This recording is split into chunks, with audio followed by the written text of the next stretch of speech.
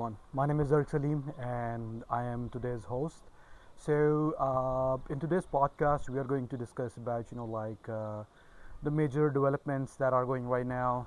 Along with that, I first of all apologize और मैंने अभी सोचा कि मैंने काफ़ी सारे अपने सब्सक्राइबर से बात की है जिनको मैं पर्सनली जानता हूँ और दे हैव सजेस्टेड मी के instead of using a lot of English क्योंकि मैं काफ़ी ज़्यादा इंग्लिश मतलब ऑब्वियसली वो बात करते हुए आपका जो फ्लो होता है द वे आप सबसे कम्युनिकेट करते हो तो उसमें ये होता है कि ईजी हो जाता है सबके लिए कि सब अंडरस्टैंड कर सकें so I am going to make sure कि मैं ज़्यादा चीज़ें अपनी उर्दू में और उर्दू के लफ्ज़ ज़्यादा इस्तेमाल करूँ so I have my script today so of course क्योंकि वो मेरी प्रेजेंटेशन पूरी की पूरी इंग्लिश में थी सो अब मैं उसको ट्रांसलेट वगैरह करके बाकी जो है वो बात करने वाला हूँ इस बारे में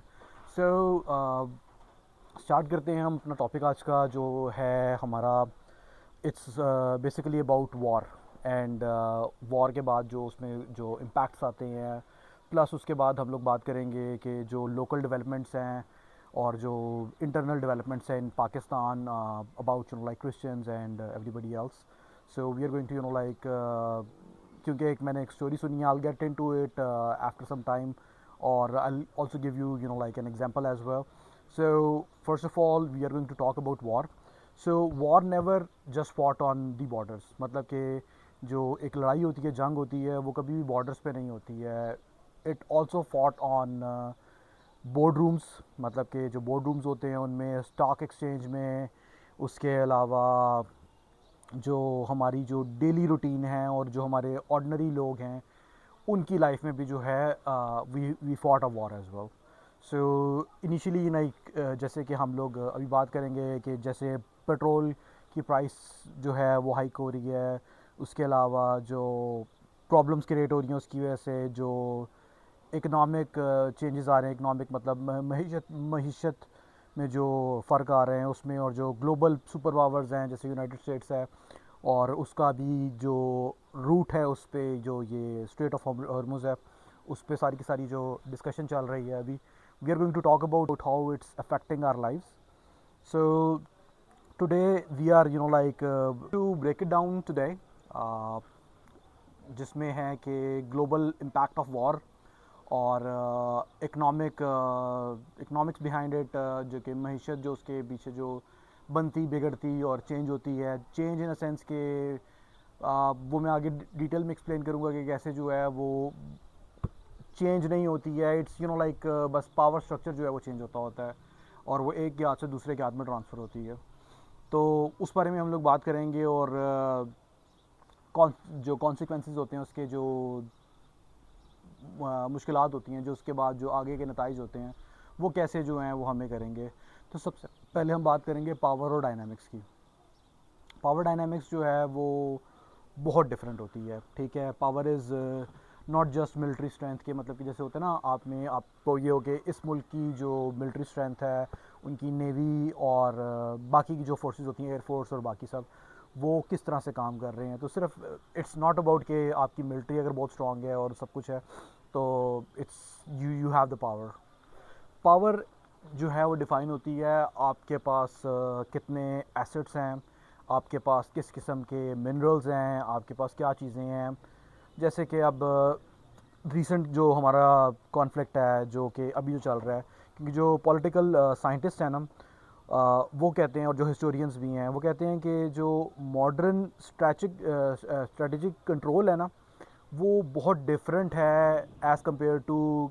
जो कन्वेंशनल पहले वाली जो वॉर्स होती थी जिसमें पहले होता था कि बस आपने एक जंग करनी है और आपने एक इतना एरिया फ़तह कर लिया या उतना एरिया फ़तह कर लिया that is totally different right now जैसे कि हम लोग बात करेंगे आगे जाके कि जो ग्रेट पावर्स हैं they are always searching for opportunities to gain control over rivals मतलब कि ऐसी अपॉर्चुनिटीज़ के लिए पावर स्ट्रगल होता है कि अपने जो अपोनेंट्स हैं या आपके जो दुश्मन हैं या आपके जो मुखालिफ लोग हैं उनको आपने कैसे जो है वो ओवर पावर करना है या उनको कैसे जो है ना वो आपने उनसे आगे बढ़ के आपने दिखाना है तो उसके जो पावर स्ट्रगल्स होते हैं we are going to talk about that today और when tensions rises between nations like US and Iran जैसे पाकिस्तान अभी जो ईरान और ईरान का जो कॉन्फ्लिक्ट चल रहा है रिसेंट, उसमें जैसे अगर टेंशन राइज होती है तो जो रियल स्टेक्स होती है ना, वो सिर्फ एक वो नहीं होते, एक लैंड के नहीं होते।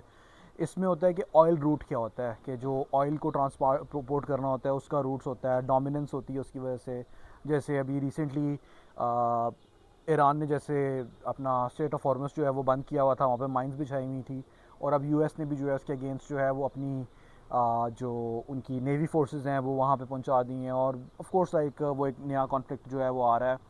तो अब हम लोग बात करेंगे कि जो वॉर है वो कैसे जो है वो ग्लोबल मार्केट को अफेक्ट करती है। So when a war begins, market react. मतलब कि जब भी कोई लड़ाई होती है, जंग होती है, जैसे फॉर एग्जांपल कोई भी कॉन्फ्लिक्ट हो गया, जैसे अगर मिडल ईस्ट में कोई भी कॉन्फ्लिक्ट हो रहा है, तो उससे जो होता है वो एक क्रिएट हो जाता है, एक फियर, एक डर क्रिएट हो जाता है। जो कि जो डर जो होता है वो उसमें होता है कि जो अब जो सप्लाई के रोड्स हैं वो उसमें क्या होगा, मतलब कि उस रूट में जो है वो किस किस्म की प्रॉब्लम्स आ जाएंगी। जैसे अब अगर हम लोग अरब की बात करें तो अरब में जो है अभी पानी जो है उसकी कमी होगी, क्योंकि पीने का पानी उनके पास नहीं होता। वो लोग जो है पानी इंपोर्ट करते हैं फ्रॉम डिफरेंट कंट्रीज़। और जब वो इंपोर्टेड पानी उनके पास आता है तो वो उसका फिर यूज़ करते हैं। तो उसकी वजह से भी जो है वो सारी प्रॉब्लम्स आती हैं जब सप्लाई चेन जो है डिस्टर्ब होती है। ऑयल के साथ साथ ये वाली प्रॉब्लम्स भी जो हैं वो लोगों को फेस करनी पड़ जाती हैं। उसके बाद ऑफ कोर्स ऑयल की प्राइसेस जिस तरह से अफेक्ट होती हैं वो आप सबके सामने है कि रिसेंटली भी पाकिस्तान में जैसे ऑयल की प्राइस कितनी हाइक कर गई है। अब ये सारी की सारी चीज़ें जो हैं वो डिपेंड करती हैं कि ये वॉर कितने टाइम तक चलेगी, कैसे चलेगी, और इसका जो है कौन कौन फ़ायदा उठाएगा। ऑफ कोर्स हमें जो है वो नॉर्मली चीज़ें नज़र आ रही होती हैं कि इनका ये कॉन्फ्लिक्ट चल रहा है, वो कॉन्फ्लिक्ट चल रहा है, पर नॉर्मली ऐसा होता नहीं है। नॉर्मली जो रियल वजह होती है वो होती है मार्केट। जैसे अब अगर फॉर एग्जांपल ट्रंप है, वो अगर कोई आके बयान देता है और उससे जो है ना स्टॉक मार्केट पे एक भी कोई भी स्पीच देता है ना आके, वो प्रेस कॉन्फ्रेंस करता है, कुछ भी करता है, और उस स्पीच के दौरान जो है वो स्टॉक्स पर डिफरेंट किस्म का इम्पैक्ट होता है। अगर तो वो बात करेगा कि आगे लड़ाई होने वाली है तो जो प्राइसेस हैं वो बढ़ जाती हैं और स्टॉक्स जो हैं वो लोग जो होते हैं ना वो परेशान हो जाते हैं। क्योंकि जितने भी जो इन्वेस्टर होता है ना, इन्वेस्टर डरता है हमेशा। इन्वेस्टर डरता है और उसके डर की वजह से जो है वो बाकी की सारी चीज़ें चल रही होती हैं। अब उसके डरने की वजह से मार्केट क्रैश भी हो सकती है। अगर वो डर के चीज़ों को सेव करने की कोशिश करता है तो भी हो सकती हैं। तो ऑयल, गोल्ड, गैसेस, और गैस मतलब कि ये जो मेन चीज़ें होती हैं ना, इनकी हमेशा जो है ना वो फ्लक्चुएट करती हैं वॉर की वजह से प्राइसेस। तो अब हम लोग बात करते हैं कि इन्वेस्टर जो है वो पैनिक करके ना गोल्ड पे शिफ्ट हो जाता है। और जब वो गोल्ड पे शिफ्ट करता है तो गोल्ड की प्राइसेस जो हैं वो भी जो है वो एक अजीब किस्म से जो है वो राइज़ करती हैं और बाकी चीज़ें आगे आ जाती हैं। तो अब इन्वेस्टर का जो प्रॉब्लम है वो यहाँ पे आ जाता है कि इस किस्म के वॉर के जो इवेंट्स होते हैं उसमें वो श्योर नहीं होते कि what kind of like decisions they should make. जैसे कि अभी रिसेंटली हमें पता है कि यूएई में से इन्वेस्टमेंट लोगों ने हटाना शुरू कर दी, क्योंकि UAE was considered to be the most safest country in the world. अब उसमें प्रॉब्लम ये हुआ कि उसमें भी जो हैं वो ईरान के मिसाइल्स जो हैं वो आगे गिरना शुरू हो गए। और उसकी वजह से people like they got scared कि अगर यहाँ पे मिसाइल्स आ सकते हैं तो we have been like being fooled all our lifes के यहाँ पे भी जो है ना इस तरह की प्रॉब्लम होगी या नहीं होगी। सो उसकी वजह से जो है ना majority of the people they feel like it should be safe कि हम लोग अपनी इन्वेस्टमेंट्स और अपनी चीज़ें जो हैं वो किसी ऐसी कंट्री में करें जहाँ पे हम सेफ़ हों, हमारी इन्वेस्टमेंट सेफ़ हो। तो उसकी वजह से जो है ना ये इस तरह के जो चेंजेस हैं वो आ जाते हैं। और जो स्टॉक और मार्केट की जो प्रॉब्लम्स होती हैं, जैसे इनिशियल क्रैश होता है, वो अनसर्टेनिटी की वजह से होता है। कि मतलब कि लोग जो होते हैं श्योर नहीं होते किसी भी चीज़ में, प्रोडक्ट में। और एक फॉर एग्जांपल ऑयल की प्राइस में कि अब ऑयल का क्या होगा, ऑयल पहुंचेगा अभी नहीं पहुंचेगा, कितनी शॉर्टेज होगी, कितने टाइम के लिए नहीं पहुंचेगा। तो उसकी वजह से जो है ना लोग श्योर नहीं होते, किसी की चीज़ की श्योरिटी नहीं होती। तो अनसर्टेनिटी की वजह से जो है ना वो प्राइसेस जो है वो हमेशा हाइक करती हैं। Later recovery based on like war spending के अब उस जंग पे जो है वो कितना पैसा भी लगा है। फॉर एग्ज़ाम्पल जैसे अभी जो स्टेट ऑफ हॉर्मुस है जिस पे ईरान कह रहा है कि हमारे जो हैं वो कुछ मुतालबात हैं, जैसे कि उन्होंने अपनी रखी हैं कंडीशंस के वी वांट के हम लोग जो है ना जितने भी वहाँ पे, अब एक बैरल जो होता है ना, पर बैरल के हिसाब से वो कह रहे हैं कि हमें जो है ना ईच पर बैरल हमें $1 अगर मिले, तो वो कह रहे हैं कि जो हमारा इंफ्रास्ट्रक्चर और जो हमारी बिल्डिंग्स और जो भी डिस्ट्रक्शन हुई है ड्यू टू वॉर, जो उन पे जो अटैक्स हुए हैं और बाकी सब चीज़ें, तो वो कह रहे हैं कि in order to recover that they want like the people जो कि वहाँ से लोग गुजरते हैं, वो उसका जो अपना सामान जो लेके, of course good we are talking about goods not people, तो जो अपना सामान जो वो ट्रांसपोर्ट कर रहे हैं वहाँ से, उसको गुजरने का जो टैक्स वो कह रहे हैं कि वो पे करना है, तो उसकी वजह से वो कह रहे हैं कि जब वो पैसे आएंगे तो we will be able to recover our infrastructure, और जो हमारे डैमेजेस हुए हैं, जो हमारा नुकसान हुए, हम लोग उसकी किस तरह से भरपाई कर सकें। तो ये सब चल रहा होता है। अब बात होती है कि कोई किसी भी किस्म की अगर कोई जंग हुई है तो ऑफ कोर्स किसी का नुकसान होता है, किसी का फ़ायदा होता है। तो अब हम बात करेंगे कि एक जंग से किसको सबसे ज़्यादा फ़ायदा होता है। तो सबसे ज़्यादा फ़ायदा होता है जी डिफेंस कंपनीज़ को। डिफेंस कंपनीज़ होती हैं जो कि आर्म सप्लाई करती हैं, और जो कंट्री को डिफेंड करने के लिए जो किसी भी किस्म का जो आर्मर होता है और वेपन्स होते हैं, डिफेंस सिस्टम्स होते हैं, उनको फ़ायदा होता है। एनर्जी कॉरपोरेशंस को होता है जो कि एनर्जी प्रोड्यूस करते हैं। फिर कॉमोडिटी ट्रेड्स जो होते हैं, जो ट्रेडर्स होते हैं, उनको भी बहुत फ़ायदा होता है, क्योंकि ऑफ कोर्स वॉर से जो है ना उनकी चीज़ें जो हैं वो डिफरेंट डिफरेंट आके काम कर रही होती हैं। So we redistribute, like war जो है ना रीडिस्ट्रीब्यूट करती है वेल्थ को। It rarely destroyed it completely, मतलब कि जो एक वॉर होती है ना, वो कभी भी जो है वो पैसा है, जो वेल्थ है ना, उसको कभी तबाह नहीं कर देती, वो उसको रीडिस्ट्रीब्यूट कर देती है between different people. Different people of course जो विक्टर होता है, जैसे हमेशा कहते हैं कि जंग के जो भी जो हिस्ट्री होती है जंग की, वो हमेशा जो है जीतने वाला लिखता है। बेशक उसने जो टैक्टिक्स यूज़ किए हैं, जैसे भी किया, कुछ सच होते हैं, कुछ झूठ होते हैं, वो बताते हैं कि हमने ऐसे से करके जंग जीती और जंग में हमारा ये किरदार था। फिर उसके बाद हम आ जाते हैं कि लोकल रियलिटीज़ और जस्टिस एंड पावर। अब हम बात करेंगे ऑफ कोर्स पाकिस्तान की, हमारा अपना मुल्क है, और of course we are surviving here, and we want to make sure that जैसे मुल्क का सर्वाइवल है, हमारा सर्वाइवल वैसा होगा।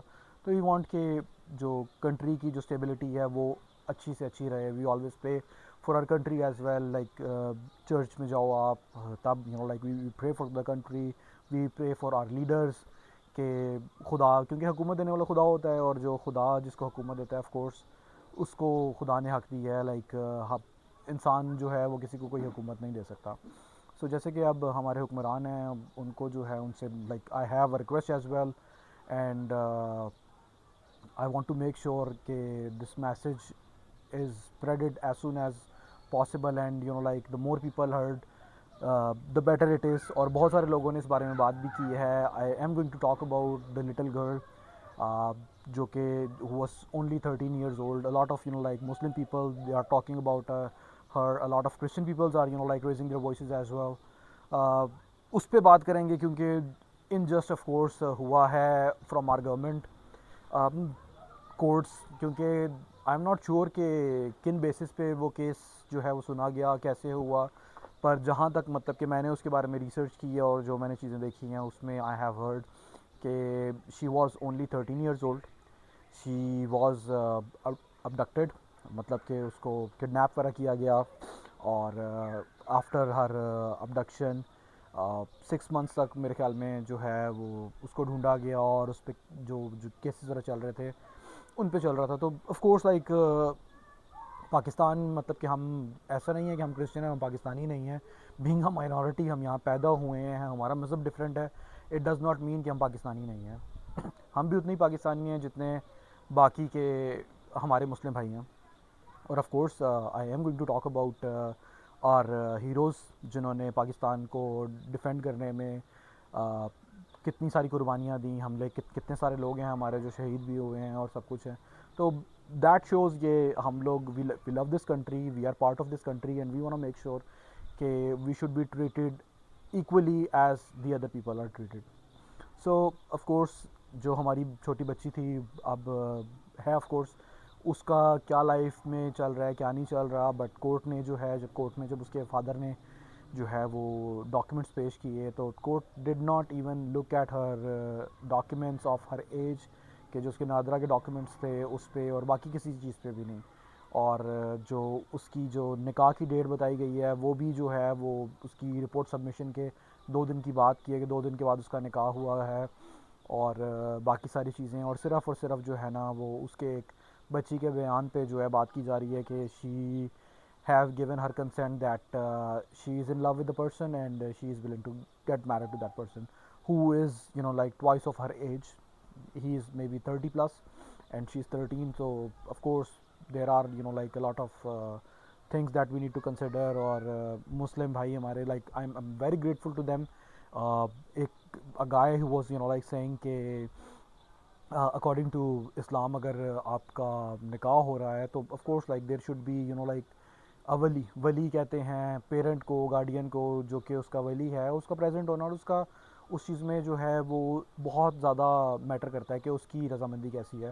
तो अकॉर्डिंग टू इस्लाम अगर हम बात करें तो उसमें भी ये है कि अगर उसका वली ही राज़ी नहीं है तो how can, you know, like you force her to get married, to, you know, like change her religion and all that stuff.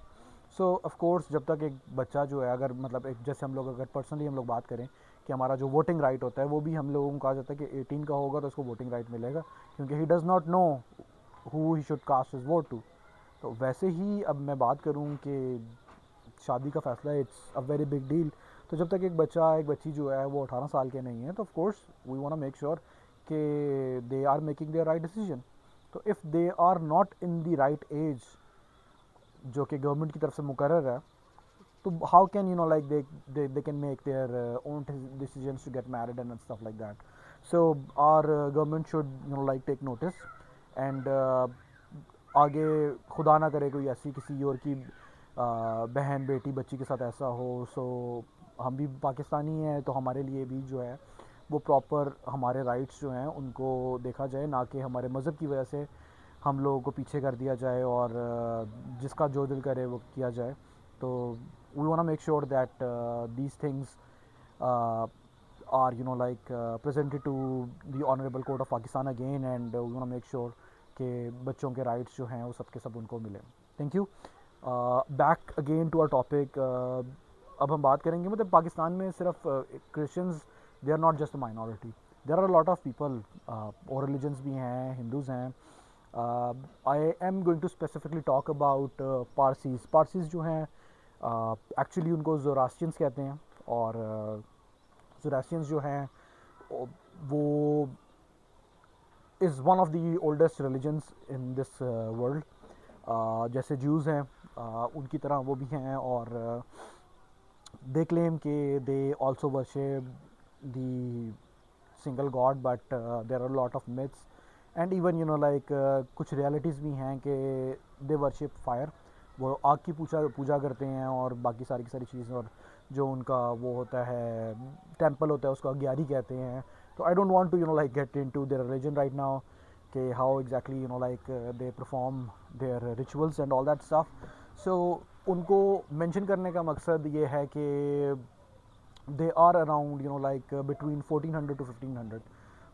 कुल पाकिस्तान में उनकी जो तादाद है उसमें वो 14 to 1500 पीपल हैं, दैट्स ऑल, उससे ज़्यादा नहीं है। और they are all highly educated and successful people. I am going to talk about, you know, like Pakistan का नाम जो है इस्लामी जमहूरिया पाकिस्तान। सो लाइक ऑब्वियसली जो शराब और इस तरह की चीज़ें हैं पाकिस्तान में जो हैं वो बैन हैं, और इनका जो है वो लीगली जो है वो आप unless, you know, like you are not a Muslim, आप उसको कंज्यूम नहीं कर सकते। तो I am going to talk about a person जिसने पाकिस्तान में शराब की पूरी फैक्ट्री लगाई हुई है, who is not a Muslim, and who have been doing business from almost, you know, like over 50 years maybe. So I don't exactly remember the right timeline of the establishment of Murray Beverly. So जो उन्होंने जो अपना काम किया वो पारसी हैं, और like they ही वो लाइक उनका जो जो MP भंडारा उनका बेटा है आगे से, असमन यार भंडारा, who was you know, like also an ex MNA of Pakistan National Assembly. So I'm going to talk about them कि how exactly they are powerful enough to do their liquor business in Pakistan. अब liquor business Pakistan में चल रहा है और सारी सारी चीज़ें नॉर्मली जो हैं वो मेंटेन हो रही हैं. उसके अलावा I will talk about their other business group जो कि उनका है हशवानी ग्रुप. हशवानी ग्रुप में आपको पता है कि मैरियट, सरीना, पीसी होटल और ये बाकी होटल चेंज इनकी है. And they do lot of stuff. Even India में जो ये हैं टाटा वगैरह जो हैं, Tata is one of the world's most richest man. अब they are also minorities in different countries in India, Pakistan and stuff.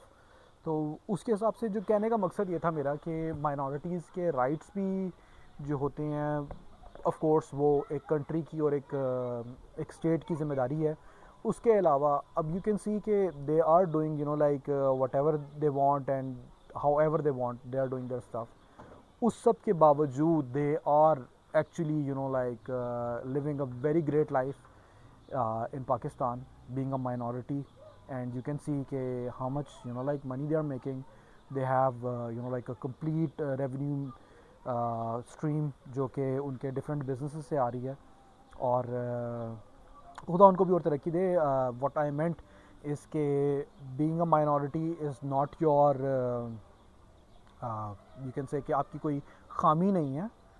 It's just like कि आपको भी चाहिए कि आप नॉलेज को परस्यू करें, आप एजुकेशन को परस्यू करें और आप जो है वो बिज़नेस को परस्यू करें. अगर आप अपना बिज़नेस स्टार्ट करते हैं तो आपकी ग्रोथ के सबसे ज़्यादा चांसेस होते हैं. आप एजुकेटेड हैं, आपके पास नॉलेज है, तो ऑफ कोर्स आप इन सारी जितनी भी प्रॉब्लम्स हैं इनसे आप बहुत जल्दी ख़ुद को बचा सकते हैं. अपनी फैमिलीज़ को, अपने बच्चों को समझा सकते हैं कि इस तरह की प्रॉब्लम्स आगे फ्यूचर में ना आएँ. उसके लिए बहुत ज़रूरी है for you people to be educated. I wanted to quote some books पर I guess कि अभी उनकी ज़रूरत नहीं है. I just want to video काफ़ी लंबी होती जा रही है, तो I just want to wrap it here on a term के we want to make sure our people they start doing businesses, they start completing their education, they should be focused on gaining more knowledge. और खुदा ने चाहा तो you guys will be able to live a very good life with peace of mind like other entrepreneurs who are in Pakistan. Being a minority, they are doing great in their businesses, but still of course आप लोगों को चाहिए कि जो है खुदा को हर चीज़ में याद रखें और खुदा का साथ मांगे, और आई एम श्योर कि हर चीज़ में खुदा आपका साथ देगा. Thank you so much for your time for watching this video, and I'll look forward to see you in the next video, and I'll make sure कि next video जो है वो जल्द से जल्द आ सके. Thank you and bye for now.